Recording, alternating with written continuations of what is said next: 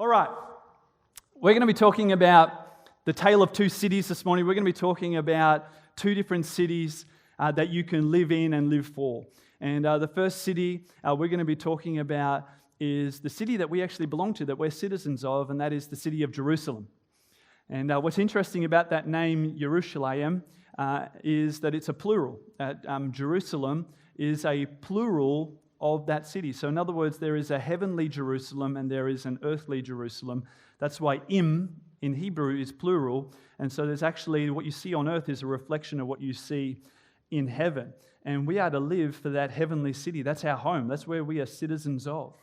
But there is another city that features prominently in the Bible right from the book of Genesis all the way through to the book of Revelation. That's the city of Babylon.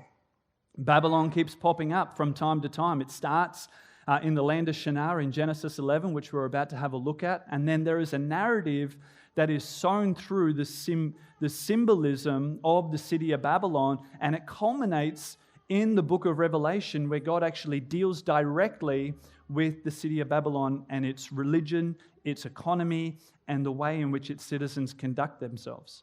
And so we're going to do a bit of a compare and contrast today on these two cities. We're going to have a look at what Scripture says about it, and we're going to have a look at how we, in our culture and society today, need to be aware which city, not that we are living in, but which city we are living for. Because you can live in a city, but you can also at that same time be living in that city as an ambassador, as a stranger, and a pilgrim. And this is what you'll see, especially in the chapter 11 of Hebrews, the term strangers and pilgrims. And so this morning I want to convey to you that we are all strangers and pilgrims on this journey as we journey to our heavenly city, Jerusalem. We're going to the heavenly Jerusalem. And here is what Jerusalem is. It is a big cube that's going to come out of the sky, just like a big Borg ship from Star Trek. 1,500 miles into the air. Well, I might have extrapolated that a little bit too much. Any Star Trek fans? Any otherwise known as sanctified people? No, right, okay, well, that's probably lost on you. But it is a very big city, and it is our end destination. Let's jump into Scripture and have a look at what the Word of God has to say about this. Let's turn to Hebrews chapter 11 first. We're going to start in verse 8. Hebrews chapter 11, verse 8. It says this: "By faith, Abraham obeyed when he was called to go out to the place which he would receive as an inheritance. And he went out not knowing where he was going." Just for geographical reference and context there, where he was going from is a place called the land of Shinar, which is where Babylon actually is. And you'll see not only in where we're about to read about Babylon, it's called the land of Shinar, you'll also see that term pop up in Daniel chapter 1 as well, in the land of Shinar. The land of Shinar is actually where the Ur of the Chaldeans is as well. It's about 200 kilometers south of where the actual city of Babylon is. So in context here, just for the purpose of the narrative, Abraham originally, the father of faith, was himself called out of Babylon, out of the land of Shinar, into a promised land.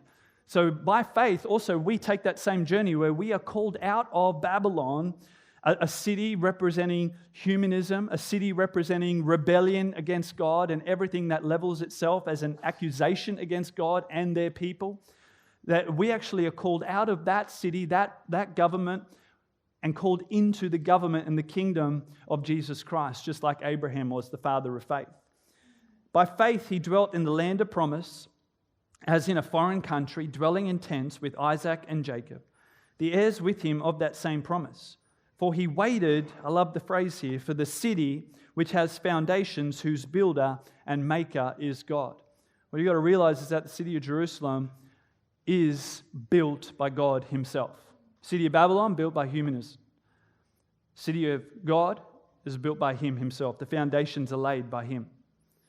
In verse 11 it says this: "By faith Sarah herself also received strength to conceive seed, and she bore a child when she was past the age, because she judged him faithful who had promised." I think that'd have to be one of my favorite lines in the Bible. Because she judged him faithful who had promised. She had no evidence that the promise was going to come true. She had no existing testimony that she could fall back on. This wasn't her second child, this was her first. And she had no reason to believe except for the fact that she judged God faithful. She judged the one who delivered the promise as the one who was able. And that could be you and I this morning. There could be a promise of God that we're still clinging on to. In your heart, hold the one who made the promise as able, as faithful. And He will do it because He said He would. Therefore, from one man, and him as good as dead, were born as many of the stars of the sky in multitude. That's actually representing you and I. In a metaphorical way, that is the spiritual descendants of Abraham and Sarah. That's you and I. If it wasn't for the father of faith, then the genealogy of Jesus Christ that God used and able to deliver redemption to the Gentiles. That we are now in Christ. And it's innumerable as the stars of the sky. But there are also physical descendants of Abraham and Sarah, innumerable as the sand which is by the seashore. There are spiritual sons of Abraham and Sarah, and there are physical descendants. And they are the people of Israel, still chosen by God, still set apart by God, still the family of God, a sacred people under Him. They have not been done away with. They have not been discarded. They are still the descendants of Abraham, the chosen people of God. And we love them. We want to preach the gospel to them because they too are invited into His kingdom. This is the city of Jerusalem, that both of them, they looked for a city whose foundations, whose builder and maker is God. Well, let's have a look at Babylon, the introduction to Babylon here. Babylon was also the very first city that had the global ruler, Nimrod. It is a picture of globalization. It is a picture of global human rule. It's a picture of replacing God, rebelling against God, replacing God with our own human interests and selfish ambition. It is the doing away with all sacred and making everything secular. There are very much large, tangible elements of Babylon at work in the world today. One of the ways in which we understand Bible prophecy, and very much a Jewish way of thinking it, is that we know what's happening in the future because we know what's happened in the past. So the reason we know what the future holds is because history repeats itself. And God actually says this. He says in His own word, He says, I declare the end from the beginning. In other words, we in our sort of Western thinking, we start the story at the beginning, once upon a time. But God actually starts the story happily ever after and works His way backwards. And so we know what's going to happen in the future because we know what's happened in the past. And you could actually read the Bible backwards from around about Genesis 11 and you'll actually see the future. Matter of fact, down to a precise detail, if you read the first 2 chapters of Genesis and the last 2 chapters of Revelation, you will see a mirror image of themselves. The way it finishes is the way it starts. But here in Genesis 11 it says, now the whole earth had one language and one speech. Kind of sounds like what we're trying to do today. There are certain words that are kosher, certain words that are not allowed. There's a certain language that is permitted. There is certain speech that is not tolerated. This is coming from the kingdom of Babylon. This is a humanist structure in which kingdom people, citizens of Jerusalem, need to actually be aware of. And it came to pass as they journeyed from east that they found a plain in the land of Shinar. For us today in modern geography, think Baghdad. Baghdad, Iraq is roughly where we're talking about here. And they dwelt there. Then they said to one another, come, let us make bricks and bake them thoroughly. They had brick for stone, and they had asphalt for mortar, and they said, come, let us build ourselves a city. Already we see a contrast here in Hebrews 11 that there is a city which has foundations, whose builder and maker is God, but the city of Babylon is built by who? Built by men.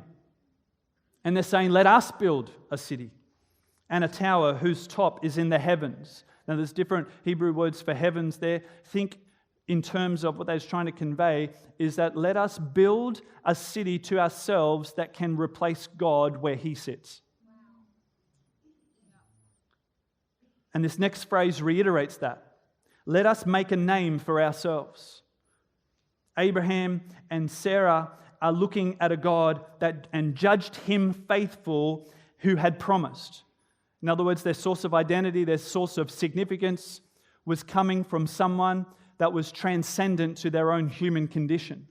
Their existential significance wasn't sourced from an intrinsic source, but it was actually founded in someone who was outside space and time. Whereas here we already see in the Babylonian system, in the humanist structure, that they want to make a name for themselves. In other words, my significance can only be defined by me. I don't need an external source telling me what my truth is. I will tell my own truth. I will speak about what I find morally acceptable. I don't need someone else outside of me, extrinsic to my own human condition, telling me how I'm significant, what my identity is, what the moral standard and stature of my life is. That can't be objective and neither can be truth. There is no absolute truth. This is a Babylonian way of thinking, whereas the Judeo-Christian ethic is based in Hebrews 11, evidence of the fact that we get our source of identity and significance, we get our source of moral absolute, we get our source of truth from something that is external to our own condition and experience. Something that is actually external even to the human story itself, outside of the universe itself. It is transcendent to our own story. It is above our own experience. And thank God it is, because when I'm experiencing sickness, I need something that is above and beyond that delivers me the healing. When I'm experiencing brokenness and my truth is destruction, I need an outside source of wisdom and knowledge and truth that speaks to me a story and a narrative of restoration, of wholeness, of peace, of that there is a purpose and a plan to my life. When I'm looking for the reason why I exist, and I'm looking internally and realizing, and I'm being taught, and the media is telling me that there's actually no significance to your life. You are merely here by accident. There is the only intent and the only meaning that you can input into your own life is one that you construct yourself. Then I am merely a victim at my own hands of my own wisdom. Yet if I have a source of wisdom and truth that is beyond me, then so too can my significance, my meaning, and my identity. And when you become a citizen of heaven, you also get a value written over you that is far beyond the mere 70, 80, 90, 100 years that you may live out here on this earth. There is an eternal significance to your life. You matter. You matter so much that actually your story was written even before time began. That there was a plan and a destiny that was knitted together in the Father's mind as He pictured the end result and worked His way backwards. Your life starts with a happily ever after in eternity with Him seated in Christ in heavenly places. Not merely open for debate and conjecture and opinion based on whether or not you have a good experience and maybe you were born in a Western nation, or whether or not maybe you were born in Calcutta or the slums, and therefore your own identity and purpose is at the whim of the winds of change of experience in your own moments. There is an eternal source of love and identity and kindness that has been written over my life by God Himself. Hallelujah. And so we see that actually what they're clutching at here is frivolity. What they're snatching at here is an exercise in silliness. And a tower whose top is in the heavens. Let us make a name for ourselves, lest we be scattered abroad over the face of the whole earth. But the Lord came down to see the city and the tower which the sons of men had built. And the Lord said, indeed, the people are one, and they all have one language. And this is what they begin to do now. Now nothing that they propose to do will be withheld from them. Come, let us go down, and therefore confuse their language, that they may not understand one another's speech. So the Lord scattered them abroad from there over the face of all the earth, and they ceased building the city. Now, a couple of snapshots before we go on, which I haven't got time to go too deeply into, but one of the words that was used to describe this Tower of Babel is the word ziggurat, which was essentially a high place where they would try to access the gods, or they would try to access divinity through sacrifice. And so they're not just building a tall tower here. Like, God wasn't actually in heaven looking down. They're like, wow, they're actually 110 stories in the air. I better go down and stop this. Otherwise, they may reach Jupiter. That's not actually what's happening. God was not scared about the height of the building. What they were trying to access here was a dimensional access portal into the heavens, literally. And so what they are essentially trying to do, to bottom line it for you, is they are trying to remove God and place themselves on the throne of the universe. And so God said they got one speech, they talk with one mind. So let's go down and confuse them. Coincidentally, the other concept you need to tie into this is that God reversed this on the day of Pentecost, where God restored one language back to humanity, and that's the language of the Holy Spirit. You read in the second chapter of Acts, it says, men from every nation were all speaking in tongues, all speaking in the one language. That God has now restored that language back to us. Let's have a look at Hebrews, back to Hebrews 11, but let's go on from verse 13 now. Speaking about Abraham and Sarah, and actually the rest of the heroes of faith as well. It says, these all died in faith, not having received the promises, but having seen them afar off, were assured of them, embraced them, and confessed them, that they were strangers and pilgrims. Is that your confession over yourself this morning, that you're a stranger and a pilgrim? Well, I know it might be a confession over your neighbor that they're kind of a bit strange, but what I'm saying is, are you confessing over yourself that actually this world, I'm a stranger and a pilgrim? That I'm just an ambassador journeying through this world on my way to my actual home, and that is in heaven with my Father. Now, don't get me wrong, I love being an Aussie bloke. But before I'm an Aussie bloke, I'm a son of the King. And my inheritance is the kingdom of my Father. And that's my true identity. And that's the source of significance and meaning in my life. And I consider myself a stranger and a pilgrim. Now, I happen to love being part of it. It's a great nation to journey through. Some of the best beaches in the world, but I'm a citizen of heaven. For these who say such things declare plainly that they seek a homeland. And truly, if they had called to mind that country from which they had come out, they would have an opportunity to return. But now they desire a better, that is, a heavenly country. Therefore, God is not ashamed to be called their God, for He has, listen to this, prepared a city for them. Do you know God has actually prepared a city for you?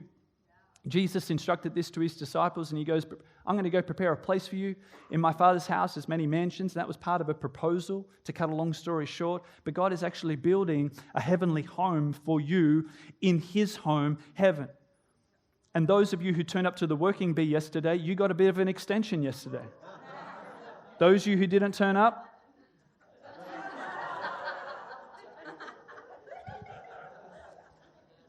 just kidding. Sort of. But God's preparing a city for you. And it's a heavenly city. It's an amazing city. If you want to see some of the awesome features in it, go to the book of Revelation. I haven't got time to go into them now, but I do want to turn to one aspect in Revelation, and that is that Babylon is actually dealt with severely in the book of Revelation. Matter of fact, 1 in every 10 verses in the book of Revelation concerns itself with Babylon. 2 whole chapters is dedicated to showing how God actually brings down and destroys the Babylonian system. 2 whole chapters just dedicated to the destruction of Babylon. Babylon pits itself right from the beginning of Genesis as the antithesis of God and His system and His way, the way that He would conduct a society, the way that He would conduct a community. And for the entirety of human history, Babylon has been at war with the kingdom of God. In this wrestle of which way are we going to do it? Are we going to do it God's way, or are we going to do it my way? You've got to understand, when Adam and Eve ate the apple, it wasn't just an act of disobedience, it was an act of supplantation. They literally removed God from His rightful place. And that's why it was put such a fracture in creation, not only for humanity, but also the very nature in which we live in. And from then on, Babylon's still been trying to do that, trying to remove God's way of doing things. And we once again, as citizens of Jerusalem, need to, in our modern day, ask ourselves, what am I going to do with my life? Am I going to live for Jerusalem in the way that God does things as a citizen of heaven, or am I going to live in this world and identify as a citizen of this world? And it has monumentous impacts. A really cool story on this. Let me paint a story for you.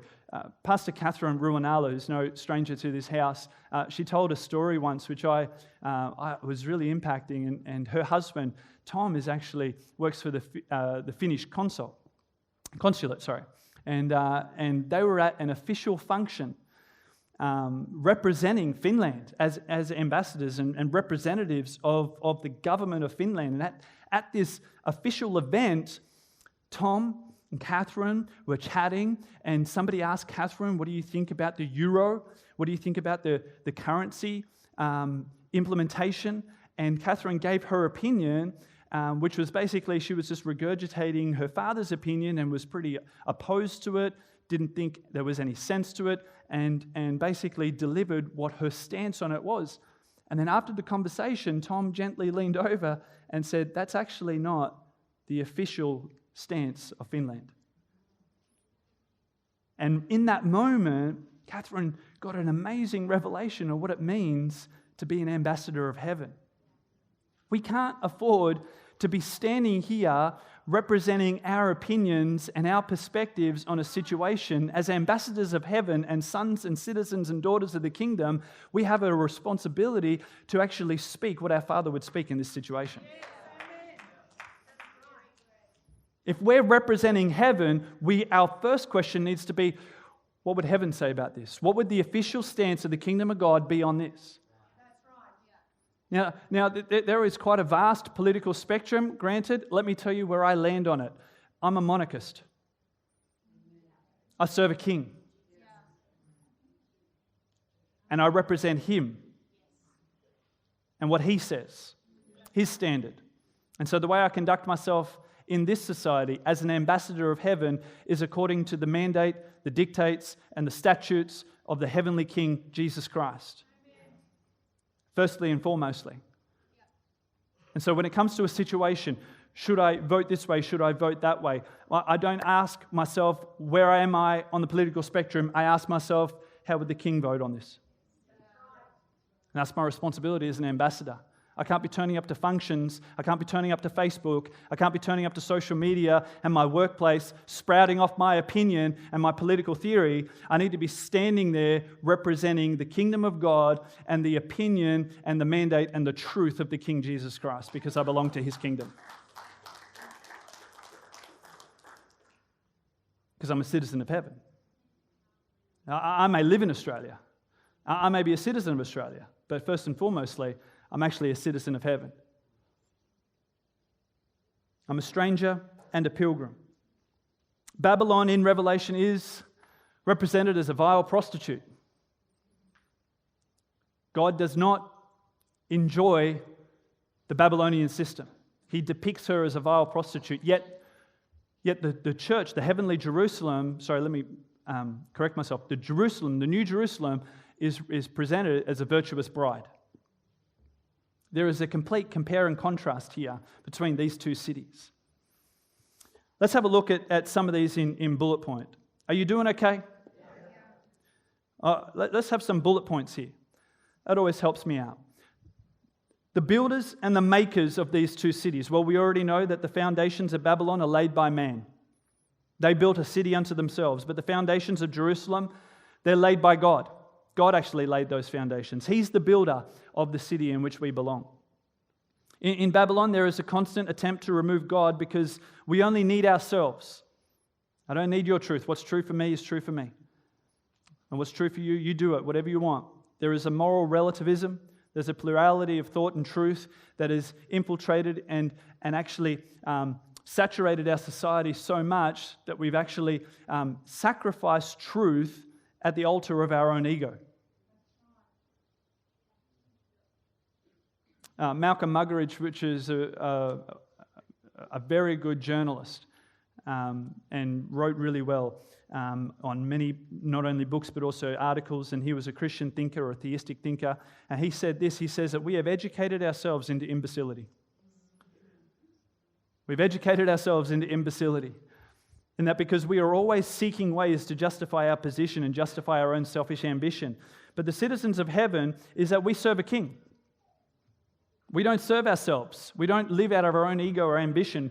We live to be servants of the Most High God, and what an honor and a privilege that is. Our life is not our own. I don't know if that's news to you this morning, but you don't actually own your life. Now, I know we made it sound really good when we said, hey, just raise your hand and Jesus will come in and make you happy. What we meant to say was, you give your life to Jesus and it's no longer your own. You are a bond servant, a slave to the Most High God. I see that's good news this morning.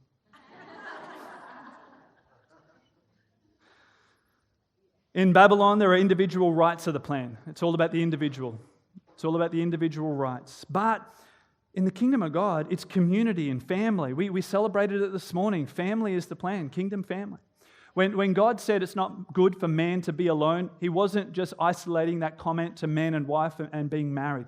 He was talking about community. It's not good for men to dwell by themselves. My previous pastor said this, and I can't say it any better, so I'm going to say it the way he says it. You grow alone, you grow weird. It's so true. I see people, withdraw from community all the time, thinking that they can do it better than what God has designed. Like God's come up with a system, it's called the church. Pretty good system.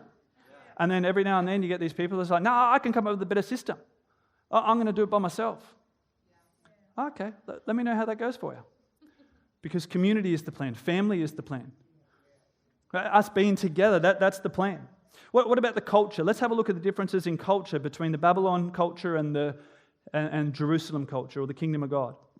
Babylon built toward God in hope of replacing Him or retaining his position. Yet Jerusalem comes down so that the dwelling place of God is with man. They were trying to reach something that God had in His heart anyway, but to do it in reverse. And we see this in the construction of religion. Religion is always man's attempt to try and get to God.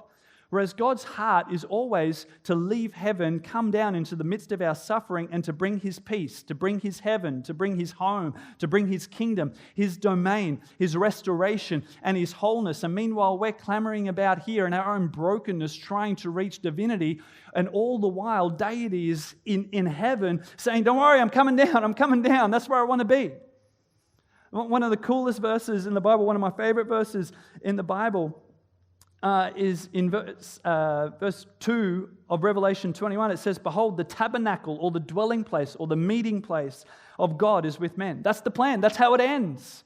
It ends how it began. The dwelling place of God was with Adam in the Garden of Eden. And we're going to end that way, where the dwelling place of God is with you and I. God's going to dwell with us for eternity in His perfect garden, His perfect paradise. In the culture of Babylon, the culture of Babylon judges God as impractical, idealistic, improbable and unlikely, unworkable and naive. Have I left anything out? That's essentially what secularist thinking would say about sacred. It's naive. It's antiquated. It's out of date. The year's 2021. Get up to speed. Whereas the kingdom of God judges God as faithful on His promises, like Sarah did. The culture of Babylon seeks total destruction. In 587 to 586 BC, the total destruction of Jerusalem was by Babylon. They destroyed the city, the temple, and carried off the citizens into exile. You'll read about that in the book of Daniel. Babylon is always trying to rip down not only God, but also rip down her people, and to also rip off any religious or sacred aspects of those citizens. But we are a holy people, a kingdom of priests dedicated to God. Jerusalem seeks to restore and renew humanity and creation. That God not only just restores humanity, but God restores creation. He makes all things new. All things new. As beautiful as creation is, some of the most beautiful pictures you could see, the Grand Canyon, the Brazilian Amazon rainforest, the beautiful coastlands. It's all in its fallen state. Imagine how beautiful it's going to be when God restores it. Bonnie keeps asking me when I'm going to take her to the Maldives. I'm like, just wait for the restored version. It's heaps better in the millennial reign. We'll go then. I'm just doing it out of the goodness of my heart. I don't want her to miss out on the better restored version. But the kingdom of God seeks to restore all things. Let's have a look at the citizens. You ready to have a look at the citizens? This is you and I. The citizens of Babylon, they build for the temporal and the physical. Whereas the citizens of Jerusalem, they integrate the spiritual and the physical to build for eternity. I really want a church. I really want to lead a church who focuses and builds for eternity. It is so easy in this Western lifestyle of consumerism just to get so caught up in, I need this house, I need that boat, I need this holiday, I need to go here, I need this TV, I need. Instead of investing into the kingdom of God, where actually the heavenly riches that will last for eternity. It's a costly expense to keep up with the Joneses, but it's an eternal reward to make sure you're investing in the heavenly kingdom where you're a citizen of.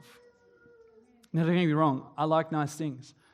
And there's nothing wrong with buying nice houses and boats, and I believe that you can have both. I believe you can build for eternity and God can bless you here. I think there's both is possible, but don't sacrifice the eternal for the temporal. Because citizens of Babylon, they live for the now. They're the quintessential Generation Y, millennial, YOLO. You do only live once, so make sure you spend it investing into eternity, not into the moment. The citizens of Babylon, they bend the world around to their own will. Whereas the citizens of heaven, they have obedience to God to ensure the future is in the best hands. He's got the future in His hands. Just listen to what He says. Be obedient, submit to His will. The citizens of Babylon, they seek uniformity. We see this not only in Genesis 11, but it's repeated in Daniel chapter 1, where Nebuchadnezzar comes up with this plan, and he steals not only the artifacts of Jerusalem, the holy city, but he also takes some of the noble men, good-looking men, young men, and he brings them back to Babylon, and he trains them in, listen to this, in the language and the customs of the Chaldeans. In other words, he took people from another nation, the holy city, young men of God, people of God, and he taught them how to think Babylonian, talk Babylonian, and walk Babylonian. And we too, once again, in this generation, the greatest exit door to Christianity is university, where you learn to think Babylonian, talk Babylonian, and walk Babylonian. And we as citizens of heaven need to realize that we don't seek uniformity. What we seek is unity in diversity. Diversity is actually a beautiful thing. It's beautiful when there is a diverse way about thinking of things. In the church, this is beautifully reflected. We got young and old, we got different nationalities, we got male, female, we got different socioeconomic classes here, we got different education levels here, we got different backgrounds and expertises and specialities. We got some at the creative, some at the logical, some are really handy with their hands and really good at being a handyman. And then you've also got me, which is the complete opposite of that, and Lummy too, where neither is. I rocked up with a hammer yesterday, it was about this big, and all the guys started laughing at me. I don't know why, But God puts us all together in our diverse backgrounds and futures, and He says, no, you're all one in me. There is no longer Jew nor Gentile, nor male nor female, no bond nor slave. You are all one in Christ. We're all one in Him. Our unity is in Him. It doesn't matter what your background is. It doesn't matter how much is in your bank account, or what your education level is, what your status is, or what your past is. We are found one in Christ. We have unity in diversity. There's unity and diversity in the Trinity themselves. They are three persons, one being. And they all feed in mutual submission to each other in the co-equal Godhead. It's a beautiful thing. It's intellectually exquisite to comprehend the concept of the Trinity. Why? Because unity and diversity is the kingdom of God. Pope Benedict, he said this. He says, "We are building a dictatorship of relativism that does not recognize anything as definitive and whose ultimate goal consists of one's own egos and desires." It sounds like freedom, just like Adam and Eve, where they were clutching for the apple. It sounded like freedom. You could be like God. You can choose your own truth. You can live your own truth. You can be your own decider of your own destiny. It sounds like freedom. But it's a dictatorship. And it will put you in chains quicker than anything else can. Jürgen Habermas, which notably is an atheist. I'm going to quote an atheist this morning. Is that all right? Yeah. That was a little bit too much enthusiasm about that. A bit worried about that. No, only quote the word of God. That's what I wanted to hear. This is the opinion of an atheist. This is what he says. Universalistic egalitarianism, from which sprang the ideals of freedom and a collective life in solidarity. In other words, the universal, equal nature of everybody is equal, no matter what your background is. The autonomous conduct of life and emancipation, the individual morality of conscience, human rights and democracy is the direct legacy of the Judaic ethic of justice and the Christian ethic of love. This legacy, this is an atheist saying this legacy, substantially unchanged, has been the object of continual critical appropriation and reinterpretation. To this day, there is no alternative to it.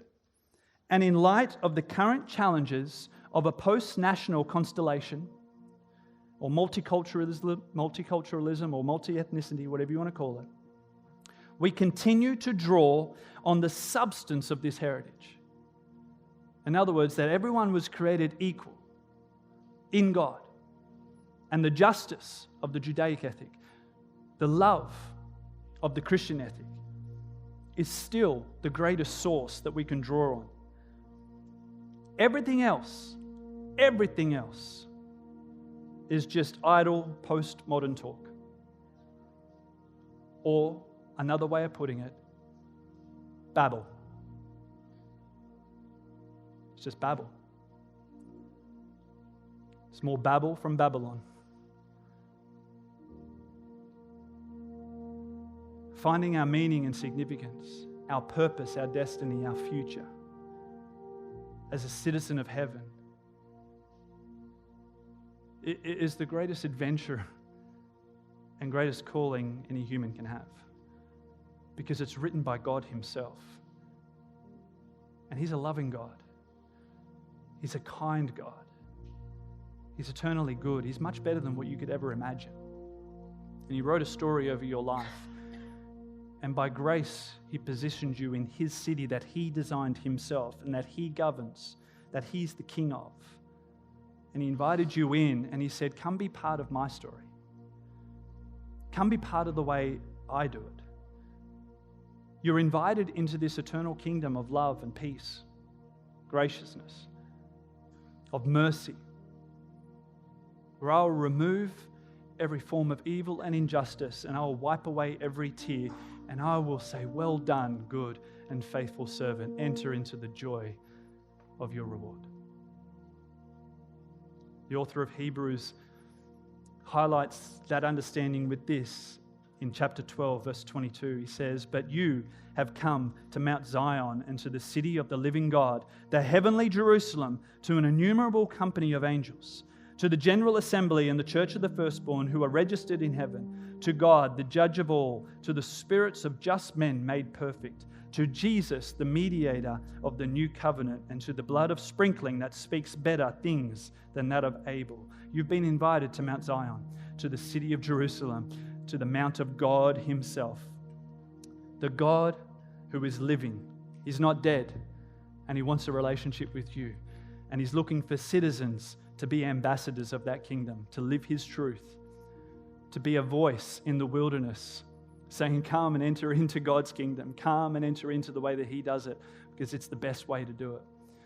And when we have the voices of Babylon, when we have the influence of Babylon, we are to be those citizens that are actually standing up and saying, no, there's a better way. There is a better way.